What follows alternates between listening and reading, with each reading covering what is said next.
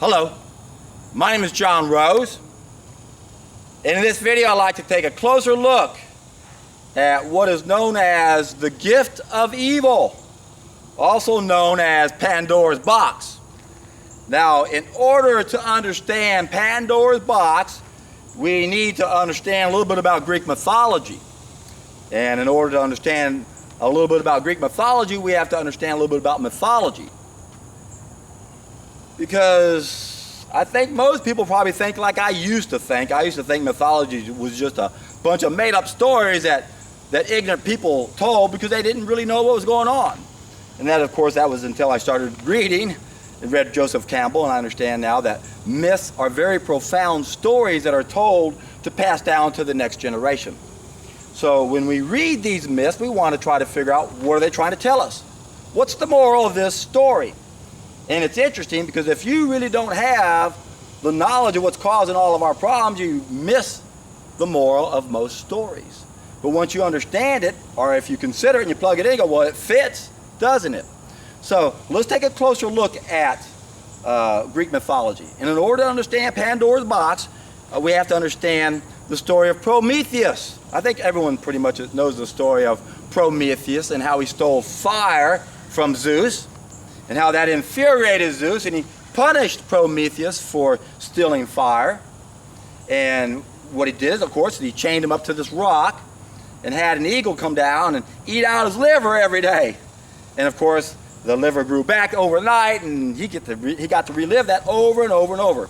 I can't even imagine the horror of having something like an eagle ripping out your liver and eating it every day. So that's how he punished Prometheus for not only stealing fire, but Prometheus also did something else when he stole the fire. When they were sacrificing the animals, he quit sacrificing the meat, and he just burned the bones and skin. So he kept the meat. Important part of the story that's going to tie all this together. So this is what Zeus did to Prometheus to punish him. And then the rest of the gods got together and said, okay, Prometheus punished Zeus, and he's going to punish all of mankind by giving him the gift of evil. And that was Pandora. And Pandora was the very first woman, and Pandora means gift for all, gift for men. You see, according to the mythology, there was only men at first. They're androgynous. So the two things God didn't give man initially was a means of life. He didn't give him a woman, and he didn't give him fire. So Prometheus stole the fire, stole the meat. He got punished, and man got punished. Prometheus had his liver eaten out every day. Man was given Pandora. And then the other gods said, okay, let's put a bunch of bad things inside this box and tell Pandora, don't you open it. Knowing very well she would. And as soon as she opened up this box, out flew all the problems we got now. All the pain and mischief and sorrow ties back to Pandora's box. Now, what's the moral of this story? I couldn't help but make fun of this story initially by saying, yeah, it's a man's world. He doesn't want to take responsibility, so he created Pandora and blamed it on her. It's her fault. Woman's fault. She did it. She did it. Typical, right? It's a man's world. And it only makes sense that man would put it off on the woman. But seriously, what is the moral of this story? Well, the moral of this story is simple. We're not supposed to cook our food. We're not supposed to eat meat. And a lot of people are going to argue the fall of mankind isn't cooking the food, it's eating the meat. Now, I agree, and I've said it over and over, that eating animals darkened the dark side of our behavior. But we had to have a dark side to our behavior before we ate the animal. Think about it. Come on, you're not taking it back all the way. And what you have to understand is that the best defense against eating cooked food is to attack raw food. That's what McDougal's doing. And then people say, John, you shouldn't shoot inside the tent. I said, well, we're not exactly in the same tent. You see, in my tent, I have a puzzle that has 5 pieces. 5 main mistakes are relative to 5 things we mastered, and then we made 5 bad applications. McDougal only has 3 pieces in his puzzle, and we agree on that. So if we create a puzzle that only had these 3 pieces, we're in the same tent, and I'm not going to shoot him on those. I agree with you, McDougal. Don't eat the animals. Don't eat processed foods, or at least most of them. There are some good applications, and I'll talk about later, hopefully. And then don't use chemicals. So we agree there.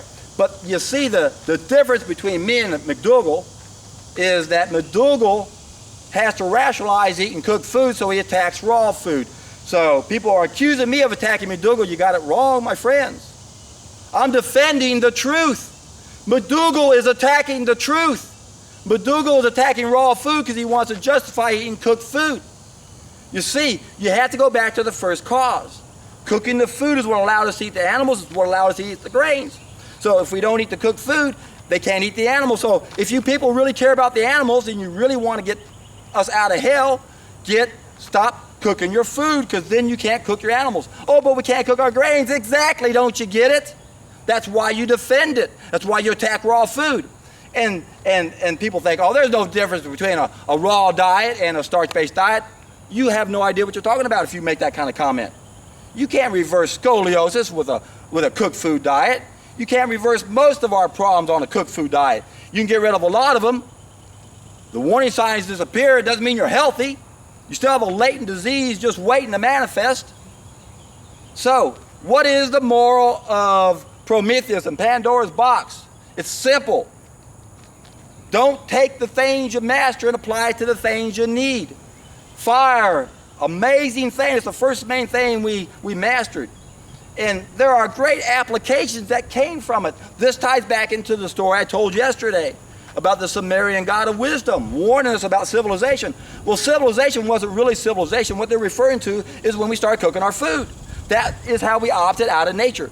You see, that's how the Greeks tied civilization into that, because that represents the same thing. That's when we became unnatural. We opted out of nature. We did something unnatural. Yes, eating animals is unnatural. Well, why would we ever eat animals? How could we have ever eaten animals? We're not equipped to hunt them. How did we hunt animals initially? We used fire. We would set the whole forest on fire. No, there was a cliff over there. We'd go down to the end of the cliff and have a feast. Could have done it without fire. Fire is the first mistake. I'm not attacking McDougall. I'm defending the truth. McDougall's attacking the truth and keeping us where we are. And if all you animal rights people, I love animals, but God, you got to put people first, and a lot of you guys don't do that, and you're disgusting, you're pathetic. And man, I'm really getting down on you because you are. I see you all the time. You're so self-righteous. The animals, they can't speak for themselves. I know. But you're talking on deaf ears because they think they need to eat the animal. And you're looking down on them, but you're cooking your food. You're making a mistake too. It's not as bad as eating animals, but it's still a mistake. So if you care about animals, first care about us. And that's what a lot of you guys aren't doing. If you really cared about us, you would open your mind and consider the possibility we shouldn't cook our food. Cooking doesn't do anything positive to our food except maybe get a little more lycopene, right? It's ridiculous. They always use the same lame excuses. Oh, we get more beta-carotene, more lycopene when we cook our food. Let's forget all the other things we lose, but we get more of this. You see that in almost every article ever written against raw food. They'll always throw that at you. It doesn't make any sense. Cooking our food is not a creative process. Cooking is not an art, and yet when you study people who study Pandora's box or Prometheus, they'll talk about, how the great thing fire did for us. We were able to, it gave us the ability to do things and skills we hadn't had before. Cooking, it's like, no, see, this is why when you study somebody who doesn't know the real cause, and you study what their conclusions to this, they come to the false conclusion because they don't know that cooking is wrong. Most people think there's nothing wrong with it. This is why we suffer. Most of us are doing things we think are okay and they're not okay. Cooking is a mistake. It doesn't create anything positive when we alter one of our needs. Now, I understand the creative process and how things are created out of violence and explosions. I have a vague understanding of how the universe came into existence based on what everyone else says it does. I have no idea really how the life actually began, but if you try to put things in perspective, I'll do that for you guys real quick. If you put our human existence on a football field, the universe popped into existence 2,500 football fields ago, maybe 2,350, some say that. And what happened before, and I've mentioned this in other videos, that all the energy in this universe, they used to say could fit on the tip of a needle, but now a couple years back they said, no, it's the size of a green pea. That's a little bit bigger than a green pea, but you got my point. That was all energy. It was called zero-point energy, formless energy. And then that goes into space, it becomes vibrating energy, tachyon energy, formed energy.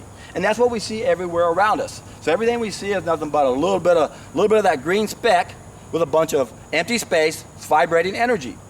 And the first thought in space is how I like to think about it, because the green pea was pure energy, pure thought, right? So the first thought in space was hydrogen, one atom, one electron, one proton, one neutron. And then hydrogen fused together, and that became helium. Then helium collapsed upon itself, formed a star. And then when a big star dies, which it will eventually because it burns its fuel, when it gets down to iron, it can't burn it, so it explodes. If it's a big star and explodes, they call that a supernova, and that's what seeds the universe. That's what creates the stardust. That's what creates all the other heavier elements that create what we see now. And if two medium stars collide, they also call that a supernova. So that's how it all begins. And that's where we are now. And if you look at things simplistically, I'm going to digress a little bit more before I go back to the football fields, is that we humans, if we're clean on the inside, 96% of us is made up of only 4 elements. Now, I didn't read this anywhere. I just analyze everything, and I try to put things in my simplistic way of looking at things. Most of what you hear come out of my mouth, I didn't read it anywhere. It came out of my brain. This is my explanation of it. So don't ask for any references. It comes out of here. So there's 4 main elements. The first 2, hydrogen and oxygen. Well, that's water. About 2/3 of our body is water, supposed to be. 1/2 of the remaining 1/3 is our lean body mass, protein, amino acids. What are amino acids? 4 main elements, hydrogen and oxygen. Then you got carbon, then you got nitrogen. Now, 2 amino acids also have sulfur, and 2 other amino acids also have iodine. Iodine. Go to Merriam-Webster's dictionary and type in iodine and see if they pronounce it iodine. Does that mean they're right? Who knows? Anyway, okay, so that's the protein, that's amino acids.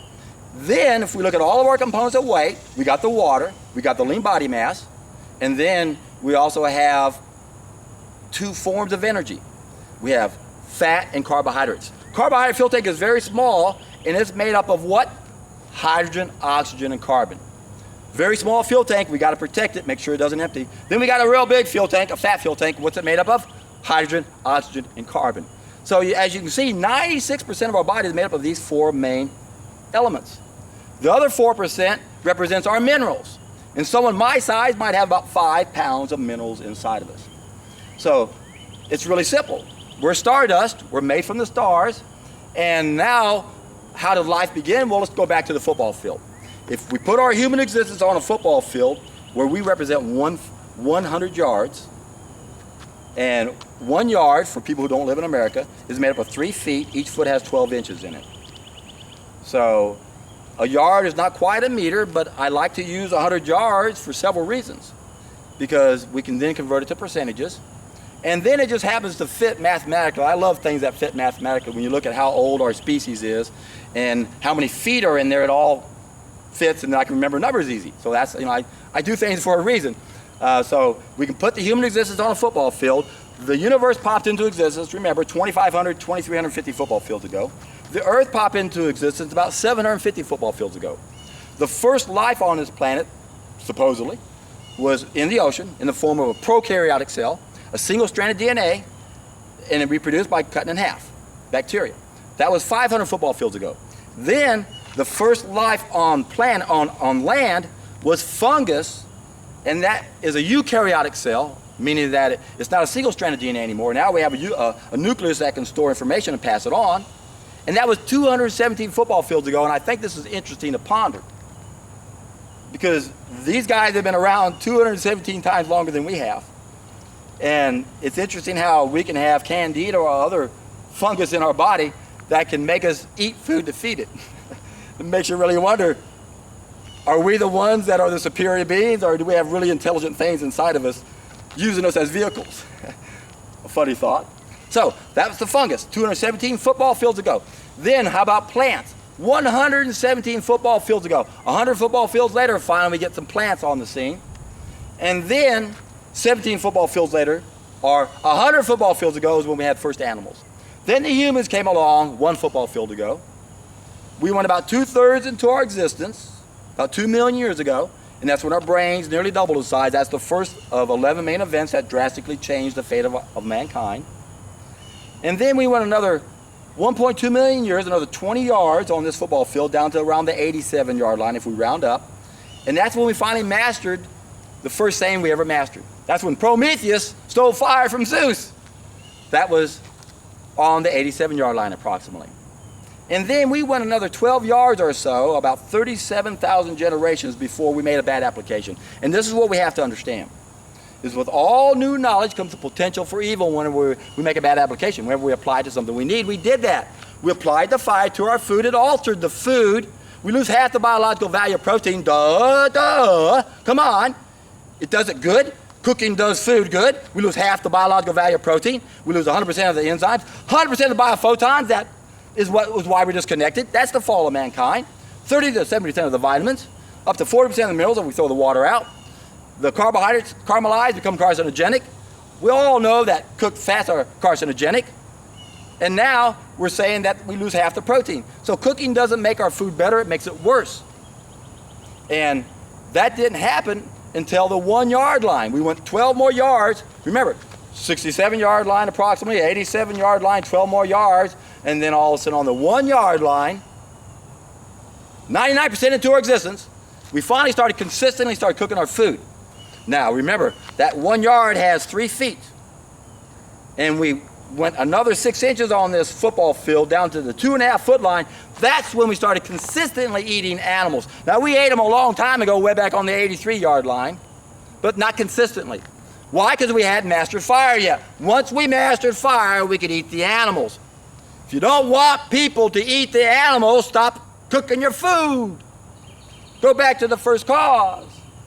So, first mistake we made, the first bad application to the first thing we mastered was on the 1-yard line. The 2.5 foot line, started eating animals. Then we went another 2 feet all the way down to the 6 inch line. That's when we started eating grains. We started eating plants we're not biologically adapted to eat. This represents a very small percentage of our existence. And that's what you guys are saying. This is what McDougall comes along and says, well, look at all of the civilizations, which happened on the 3 inch line. So we moved into farm communities on the 6 inch line 10,000 years ago. Then we moved into the cities around the 3 inch line. That's civilization. Civilization means people who live in cities. So, according to McDougall, all great civilizations ate starches. You're right. If we compare what they were eating back then, post-fall of mankind, we find that those nations that ate plants surpassed all the meat-eating nations in every area except 2. The meat-eating areas were warlike and they were obsessed with sex. So yes, eating animals it darkened the dark side of our behavior, but it's the cooking, it's the stealing of fire from Zeus and making a bad application that makes the difference. Now I had a commenter recently criticizing me saying, John, you're not talking about processed foods. Come on now, there's 5 mistakes. Processing is one of our mistakes. That's when we mastered machines.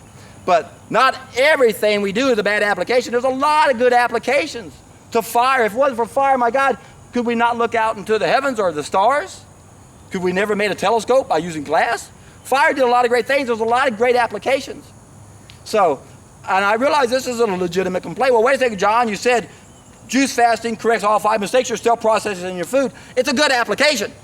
Why is it a good application? Because we're able to modify what used to be the best preparation for a better way of life. Fasting.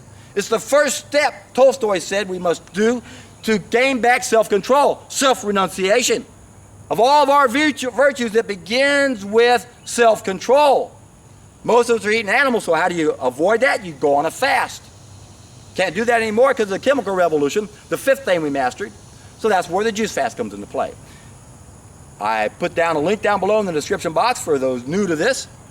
On the first step, I created a 3-step process, or perfected one, to help us get out of this hole we're in. And the first thing we have to do is correct all 5 mistakes, regardless if we believe they're mistakes. So what I'm saying to you starch boys out there who are attacking me, give me a thumbs down, an ignorant thumbs down, not knowing any better, is correct all 5 mistakes. Drink juices for a certain period of time and watch the transformation you go through. And go back to eating cooked food and see what it does to you. These are mistakes. So this is my contention. We got people out here saying, here are 3 mistakes, stop making them. There's the McDougal. I'm saying, no, we're making 5 mistakes, let's quit them all. How do we do it? Well, there's only 3 ways to correct these 5 mistakes. Most people aren't willing to do 2 of them. But the juice fast is something enough of us are willing to do. And that will allow us to see what we're missing and realize, hey, I was doing McDougal. I said there's no difference between a starch-based diet and a raw food diet. I was wrong. Of course you're wrong.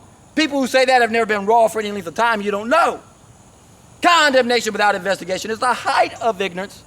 But remember, we run to denial to protect our pleasures.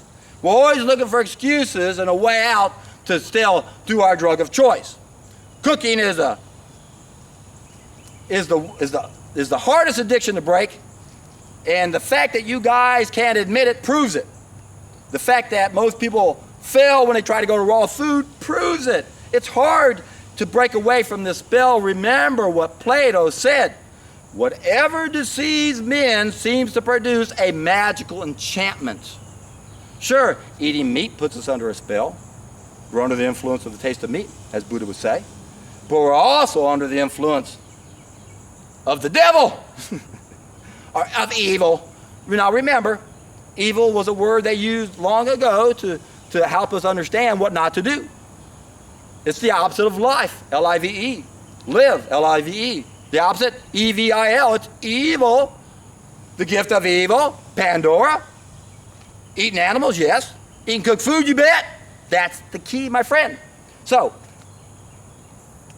please find the courage somehow to open up your mind and consider this as a possibility. I know it's frightening. I know you're addicted to your grains. I know there are 15 opiates in wheat. Now, when we look at the animal products, we know there's casomorphines in the milk. So, all of these wrong foods are addictive. And that's the hardest addiction to break because we still have to eat. It's harder than any type of drug abuse addiction because we don't need that drug. But the thing is we use food as a drug. We use food to sedate us. And that's the key. And this is the biggest problem a lot of people have when they adopt a raw food diet. Because when you eat a raw food diet, you feel light. You feel like doing something afterwards. We don't want that. We live in hell. We're in Plato's cave. We want to be sedated. And that's what the cooked food does. And you don't even realize that that's not the warm, fuzzy feeling you're looking for. We all look for that warm, fuzzy feeling, don't we? And we usually look outside of ourselves. We go to the wrong food or sex or drugs or money or relationships, thinking if I just add more and more and more. It's not what we bring in as much as what we take away. It's all the wrong stuff we start doing that makes life easy because then we only do the right stuff. And that's a raw vegan diet.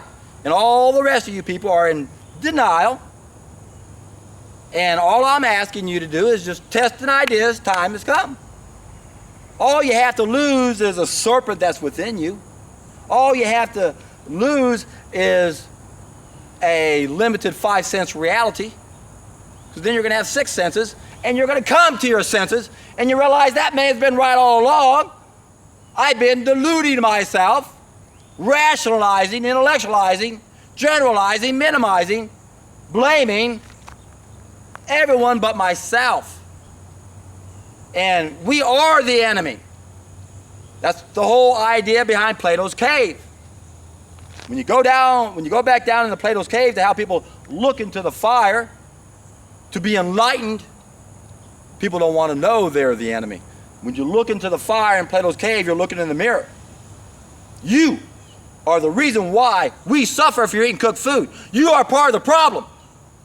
You got to wake up to that reality. Because to get out of the hole we're in, it only works if we all stop doing it. That's why it's so important that we reach the tipping point. That's why when you look at the 3 ways to correct 5 mistakes, there's only one that's doable by enough of us to get everyone's attention. And I'm not living in a fantasy world. It's already been done. Bill Bright had 14 million people doing this. So, take 1 week out of your life. Do a 1-week juice fast challenge. Someone made a comment the other day, oh, McDougal only weighs 150 pounds. He can't poop out 10 pounds. I guarantee you he can. I weighed 160 and pooped out 45 pounds. It only weighed 20 pounds inside me. That's why I said, when McDougal, what he has actually inside of him, I'm not really sure, but I guarantee what comes out would be about 10 pounds at least. And that means he would only have about 4 pounds inside of him. So to think that McDougal has 4 pounds of retained waste in his pipes is not a stretch. And I bet he probably does have 10 pounds, which means it will weigh more like 25 pounds when it comes out. So McDougal, I challenge you, buddy. Do a juice fast and weigh the crap that comes out of you, especially the first few days.